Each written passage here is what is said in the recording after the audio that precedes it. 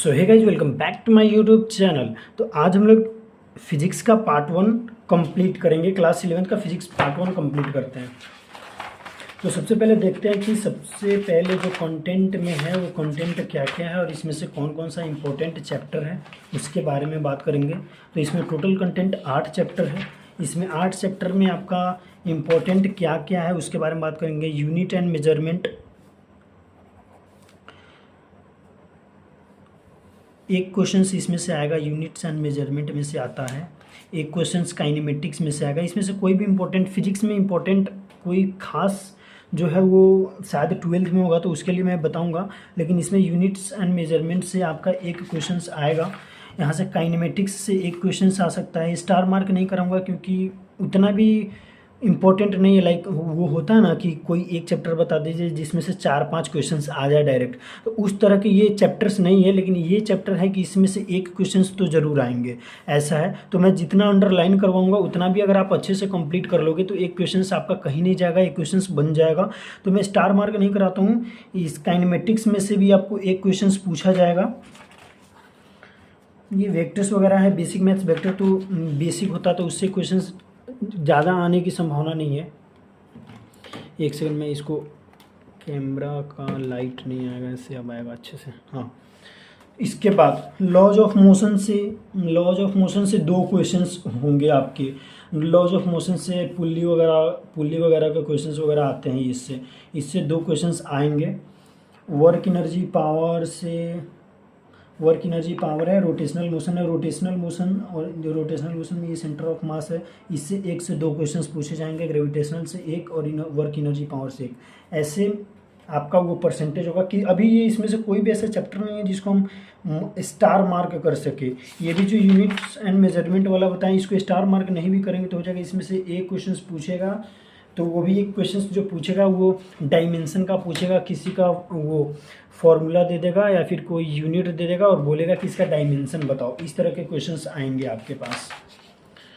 उसके बाद इसमें इम्पोर्टेंट क्या है, रोटेशनल मोशन को हम इम्पोर्टेंट बोल सकते हैं, स्टार मार्क कर सकते हैं रोटेशनल मोशन को, ये वाला पार्ट को, क्योंकि इसमें सेंटर ऑफ मास वगैरह भी है, टॉर्क है, एंगुलर मोमेंटम है। तो इसको इस पूरे बुक में एक स्टार मार्क हम लोग कर सकते हैं, ये वाला system of particles and rotational motion. तो सबसे पहला चैप्टर खोलते हैं फिजिकल वर्ल्ड।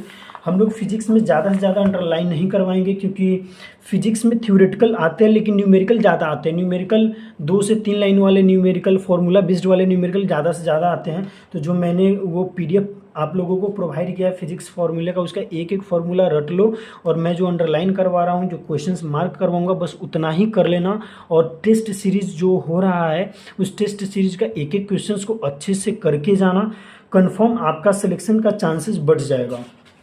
तो पहला चैप्टर है फिजिकल वर्ल्ड, इसको स्टार्ट करते हैं।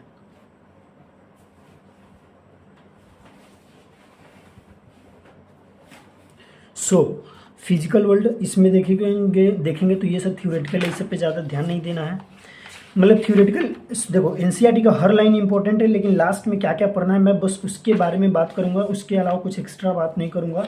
अभी जो जो इम्पोर्टेंट है उसके लिए बात कर लो, क्योंकि अगर देखा जाए तो पैरामेडिकल वालों के लिए अब मुश्किल से 15 दिन भी नहीं बचा हुआ है। तो जो जो इम्पोर्टेंट है बस उसको हम लोग बहुत ही शॉर्ट में करते हैं, इससे कुछ नहीं करना है। जो थ्योरेटिकल इसमें ज़्यादातर नहीं होगा, फिजिक्स में मैं थ्योरेटिकल में ज़्यादा वो अंडरलाइन नहीं करवाऊंगा। जो मैंने PDF प्रोवाइड किया है आप लोगों के पास बस वही काफ़ी है। जो भी व्हाट्सएप ग्रुप से ज्वाइन हुए उनको मिल चुका है, और जो व्हाट्सएप ग्रुप से ज्वाइन नहीं है वो मेरे पास मैसेज करके ज्वाइन हो जाओ। इंस्टाग्राम टेलीग्राम का ID सेम है, जो यूट्यूब चैनल का नाम है वही इंस्टाग्राम टेलीग्राम का ID है। जिनके पास जो व्हाट्सएप ग्रुप से नहीं जुड़े हुए हैं वो इंस्टाग्राम टेलीग्राम पे मैसेज करके आप लोग ऐड हो सकते हैं। अब चैनल स्टार्ट करते हैं, ये चैप्टर स्टार्ट करते हैं। इसमें relative strength, range, operate among, इसमें से वीक न्यूक्लियर फोर्स का रेंज पूछ सकता है, operating among charge particles, operating among देखो ये वाला नहीं पूछेगा। Relative strength what is the relative, ये वाला पूछ सकता है। रिलेटिव स्ट्रेंथ क्या होता है ग्रेविटेशनल फोर्स का, और 4-5 ऑप्शन दे देगा, इसमें से क्वेश्चंस पूछ सकता है और रेंज पूछ सकता है। बस इसमें ये वाला name, relative strength, range, operate among से बहुत ही कम चांसेस है कि उसमें से क्वेश्चंस निकालेंगे इस बार। फिर इसके बाद है progress in unification in different forces और डोमेन्स इन नेचर। इसमें से ईयर है, नेम ऑफ फिजिसिस्ट ईयर है, और अचीवमेंट है।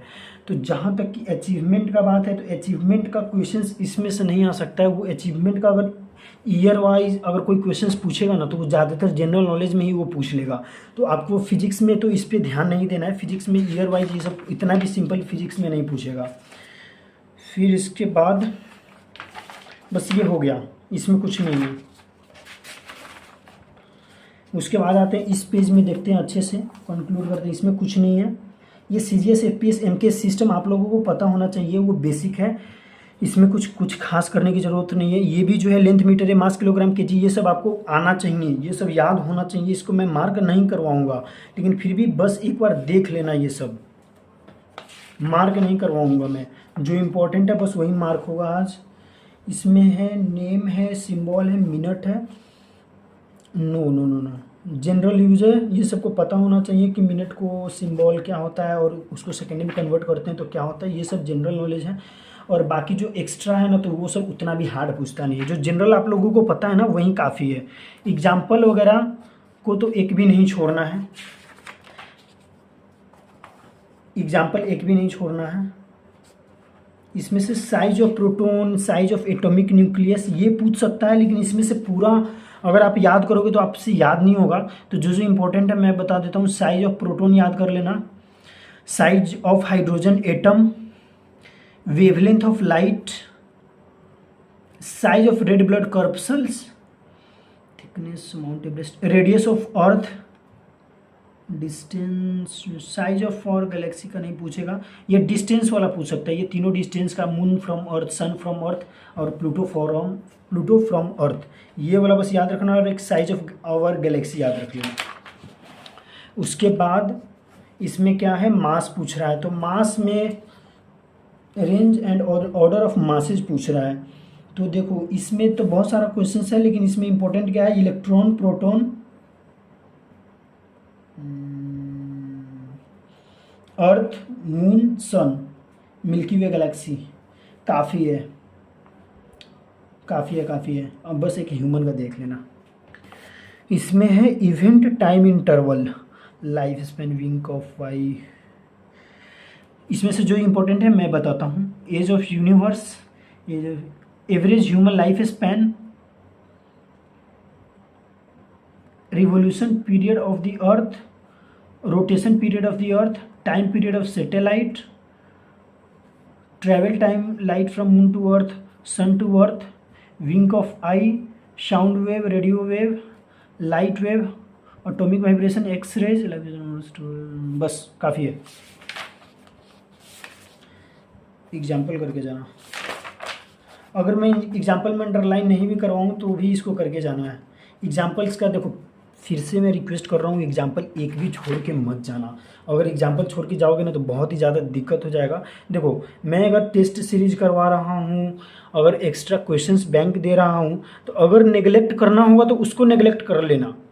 वैसे नेगलेक्ट उसको भी नहीं करना है, क्योंकि जितना भी मैं टेस्ट सीरीज करवा रहा हूँ तो मैं एक एक क्वेश्चंस को अच्छे से देखता हूँ, फिर मैं क्वेश्चंस उसमें डालता हूँ। तो नेगलेक्ट उसको भी नहीं करना है और क्वेश्चंस बैंक को भी नहीं करना है, टेस्ट सीरीज को भी नहीं करना है।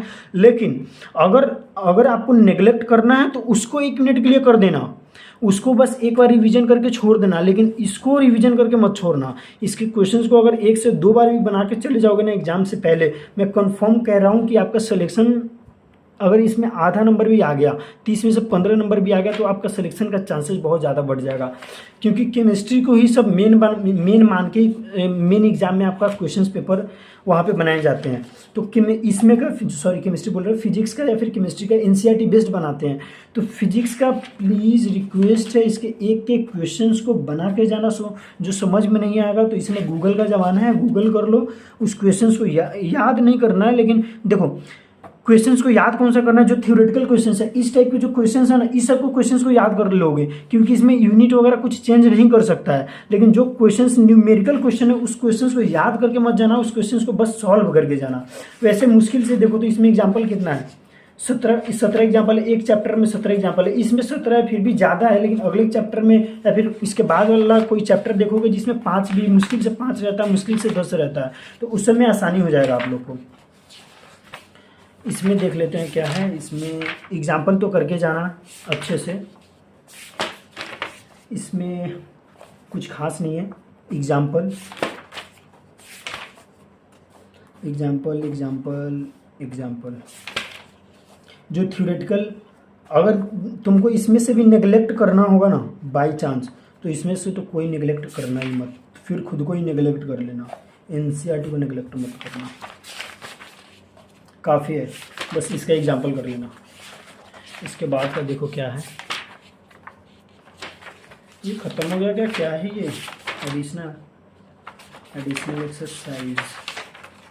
अब आता है chapter 4 motion in plane. Third chapter खत्म हो गया क्या,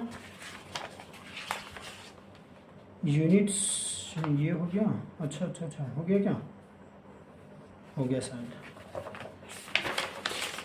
अब इस चैप्टर में देखते हैं, देखो एक एक पेज को हम लोग स्कैन करते हैं। इंट्रोडक्शन है, कोई ज़रूरी नहीं है, स्केलर वेक्टर सबको पता होता है, बेसिक नॉलेज बस आपको ज्ञान होना चाहिए स्केलर वेक्टर का, काफ़ी है।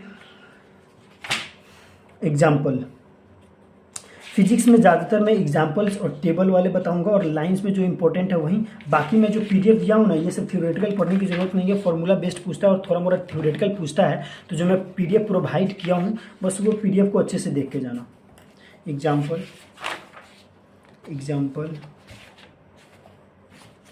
ये सब पता होना चाहिए। एग्जाम्पल, नेगलेक्टिंग एयर रेजिस्टेंस क्या है ये, what does the assumption really mean, no use. Example, आगे आते हैं लॉज ऑफ मोशन में, ideas on motion in ancient times. ये सब जीके में अगर इस सब तरह का क्वेश्चंस पूछना होगा ना, तो वो सब जीके में ईयर वाइज इस पर ध्यान नहीं भी दोगे तो काम चल जाएगा, क्योंकि वो सब आपको जनरल नॉलेज में इंग्लिश में ही वो सब क्वेश्चंस पूछ लेगा ईयर वाइज। थोड़ा मोड़ा बच गया तो इनऑर्गेनिक में पूछ लेगा। फिजिक्स में ज़्यादातर न्यूमेरिकल ही पूछेंगे, और न्यूमेरिकल उतने भी लेवल के नहीं होते हैं, लेकिन लेवल के तो होते हैं। जैसे देखो इसी में 11 एग्जाम्पल है, एक 12 एग्जाम्पल है, उसमें 17 था, फिर भी इसमें कम हुआ ना, बस एग्जाम्पल करके चले जाओ। इसमें एग्जाम्पल यहाँ पे alternative units of work energy in joule, इसको देख के जाना, टेबल 6.1।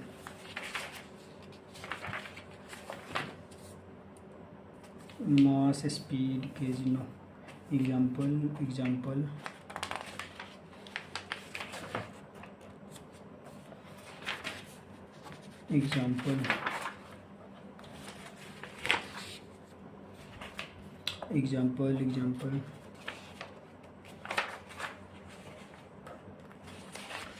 ये क्या है, approximate energy associated with various phenomenon.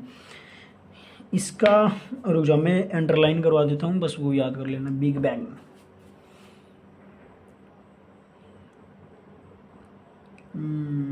Fluid of energy due to break one bond in DNA का इसमें अगर पूछना होगा तो बायो में उस सब चीज़ से रिलेटेड पूछ लेगा। और रोटेशनल एनर्जी काफ़ी है। Example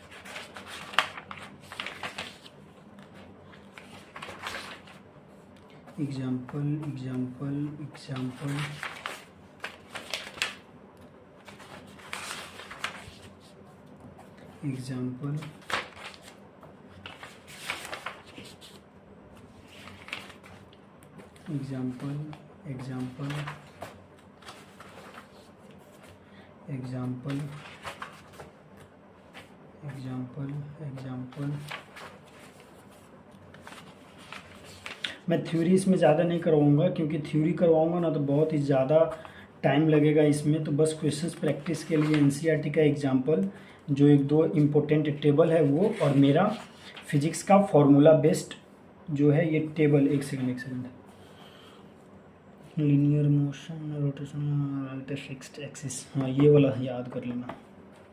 comparison of transitional and rotational motion के बारे में एग्जाम्पल।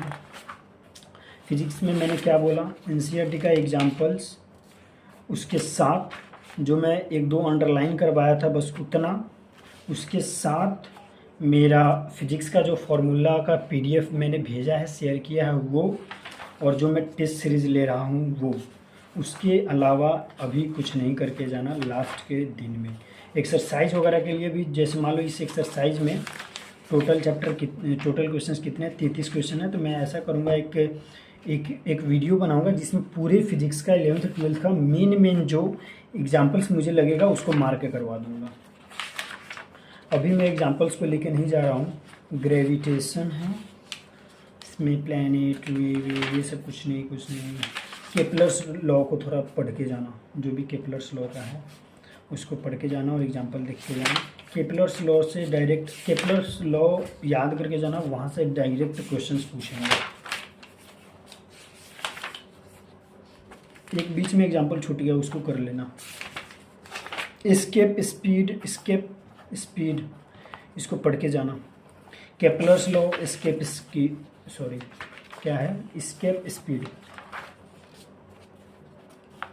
एग्जाम्पल।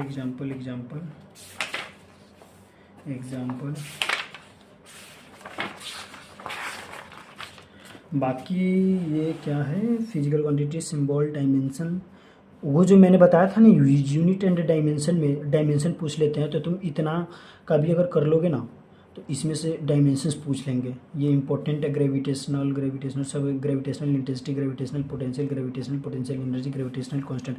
कम से कम इसके डायमेंशन को 5 स्टार दे दो। इसके डायमेंशन कम से कम याद होने चाहिए। बाकी के तो अगर नॉर्मल होंगे तो वो फॉर्मूला से हम लोग खुद से निकाल लेते हैं, लेकिन ये वाला याद करके जाना। इसका रिमार्क, इसको अच्छे से देख के जाना। ये स्टार है। अब पॉइंट्स टू पॉन्डर दिया हुआ है यहाँ पे। पॉइंट्स टू पॉन्डर नहीं भी पढ़ोगे तो काम चल जाएगा। मैंने जो फॉर्मूला बेस्ड पीडीएफ प्रोवाइड किया है वही काफ़ी है। अब ये चैप्टर का ये जो भी है सब्जेक्ट था physics part 1 text book for class 11th, ये कंप्लीट होता है। अगर आप चैनल पे नए हो तो चैनल को सब्सक्राइब कर देना। अगर पहले से हो या फिर जो भी हो तो चैनल को लाइक कर दो, और कमेंट बॉक्स में बता के जाना कि ये वीडियो आप लोगों को कैसा लगा है। बाकी अगर किसी को क्रैश कोर्स में ज्वाइन होना है तो हमारे टेलीग्राम इंस्टाग्राम पे मैसेज कर सकते हैं। टेलीग्राम इंस्टाग्राम का आईडी दीपक कुमार एम नागपुर है, जो कि यूट्यूब चैनल का जो भी नेम है वही सेम नेम आप कॉपी पेस्ट कर दोगे तो मेरा आईडी मिल जाएगा। वहाँ से आप मेरे से कॉन्टैक्ट करके टेस्ट सीरीज ले सकते हो, क्रैश कोर्स में ज्वाइन हो सकते हो। Okay bye, thank you and best of luck for your exam.